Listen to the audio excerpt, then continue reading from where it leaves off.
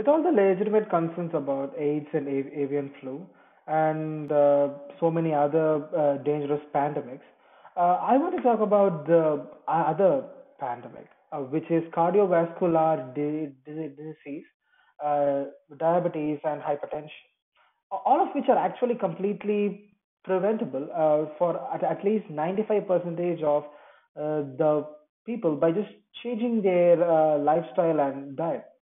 And what's happening is that there is a globalization of illness occurring, where people are starting to adapt and follow the lifestyle of the US.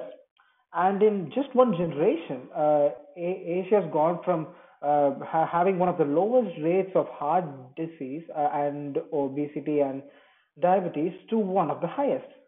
And in Africa, cardiovascular disease equals the HIV and AIDS death in most countries. So actually there is a critical window of opportunity where we actually have to make a really important difference that can affect millions of people's lives.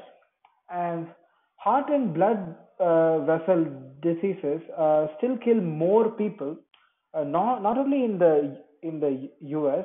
But also worldwide than everything else combined. And yet it's completely preventable for almost everybody. It's not only preventable; it's also reversible.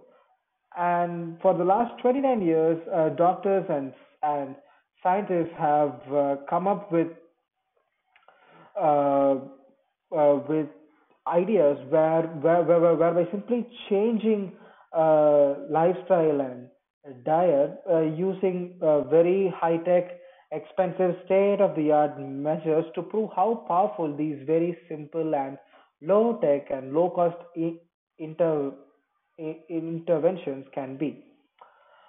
So there is surely an epidemic of obesity where two-thirds of the adults and 15 percentage of kids are affected by that. And what's actually more concerning is that diabetes has increased 70% in the last 10 years, and this may be the first generation where kids have shorter lifespan than their adults, and which is pitiful. But the good thing is that it is actually preventable. So now what can we do about this? Well, the diet that many scientists have found very effective in reversing heart disease and cancer is an Asian diet. But the people in Asia are starting to copy the US, which is why they are getting a lot sicker. So many scientists have sat with the world's leading food companies, um, who make such fun and tasty food, and they have sat with them and discussed measures to make these famous and tasty and yummy food into healthier foods.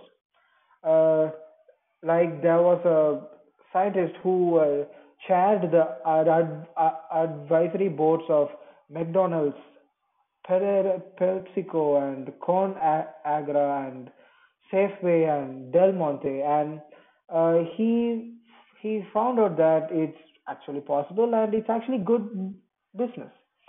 So the salads that you sometimes see from McDonald's came from that work, and they are actually trying to do an Asian salad. And so if we can do these small steps and follow them, then we can free up resources by buying drugs that you really uh, need for treating diseases like AIDS, HIV, malaria, avian flu, and other lifestyle problems. Thank you.